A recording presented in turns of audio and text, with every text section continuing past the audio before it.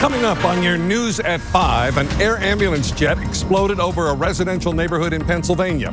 We have the latest on the search for survivors. And Black History Month kicked off with the Black Business Expo at the Anchorage Museum. We will take you there and hear from one business owner. And later, the Yukon Quest started in Fairbanks today. We will take you to the starting line and let you know where the race stands. You're watching Alaska's news source. Welcome to your News at 5. We begin this evening with information on a plane crash that happened at Lake George on Friday. According to a press release by the Alaska State Troopers, they were notified of a downed airplane at Lake George by the Alaska Rescue Coordination Center. Once the plane had been reported, rescue efforts were underway. The Alaska Air National Guard and rescue squadrons went to Upper Lake George, where they found all 4 passengers. They were all hypothermic and were immediately transferred to an Anchorage area hospital where they are expected to make full recoveries. The event has been reported to the NTSB. And the National Transportation Safety Board provided an update into the investigation into the mid-air collision of a regional passenger jet and an Army helicopter. NTSB officials say they are gathering more information on the positions of the helicopter in the moments before the deadly nighttime crash. I can tell you at one point very close to the impact, there was a slight change in pitch, an increase in pitch. That is something that we will get you more detail on, but it was an indication of an increase in pitch. The American Airlines plane with 60 passengers and 4 crew on board collided in midair with an Army Black Hawk helicopter carrying 3 soldiers near Reagan National Airport in Washington, D.C., and crashed into the Potomac River on Wednesday night. Officials said everyone on both aircraft was killed.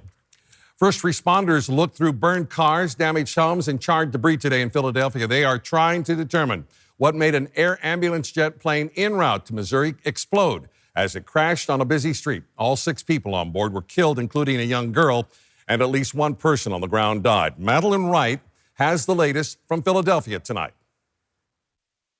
The small plane carrying 6 people, including a child who had undergone treatment at a Philadelphia hospital, crashed shortly after takeoff Friday night.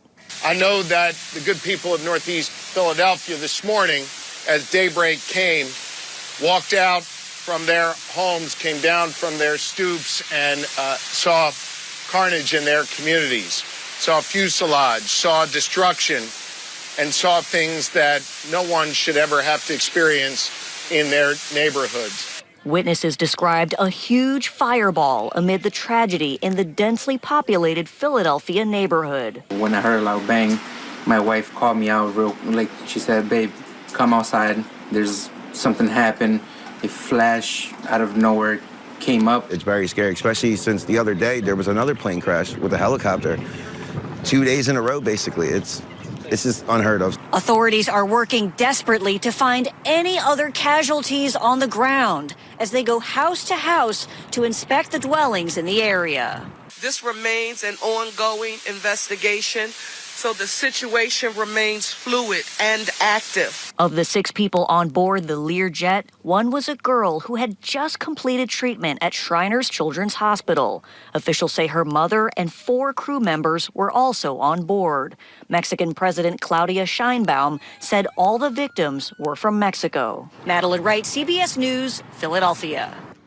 Now let's head over to the Weather Center for a first look at the forecast with meteorologist Robert Fortune.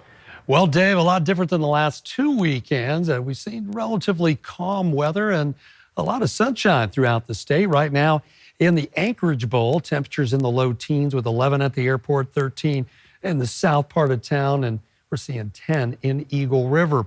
As we take a look in the Anchorage at the airport, 11 degrees. The winds are north-northwest at 5, making it feel in the single digits. So that's what we're looking at. Currently, rather clear skies throughout much of the region with temperatures, again, in those low double digits, but 2 in Talkeetna, 7 in Palmer, and we're looking at 9 in Wasilla. For Fairbanks, it's been snowing lightly, and a temperature of 1 degree, no wind to speak of, so relatively calm and current conditions in the interior.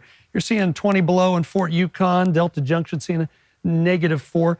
Pretty much cloudy there with a few scattered showers throughout much of the area. Toke coming in at 13 below. What can we expect? Well, that continued clear sky situation with most of the weather over on the west coast and high pressure protecting much of south central and mainland Alaska. Quick forecast, 19 for Anchorage. Looking at sunny skies tomorrow. Fairbanks, scattered snow showers in the morning. Then we should see some sunshine, temperature around 10. And Juneau and Bethel both seeing sunshine, temperature 17 in Juneau, cold, and 31 in Bethel. I'll have a complete look at the whole state forecast coming up. All right. Thank you so much, Robert. February is Black History Month, a chance for all of us to dig a little deeper into our history. We spoke with Celeste Hodge-Groden, CEO of the Alaska Black Caucus, about telling a black history here in Alaska is different from the lower 48. She says it's important to highlight history so we can talk about ongoing contributions and the struggles that are still occurring so we can grow from it. Really, it's an opportunity for us to talk about the ongoing contributions and the struggles that unfortunately still occur. And we learn so much from those struggles, though.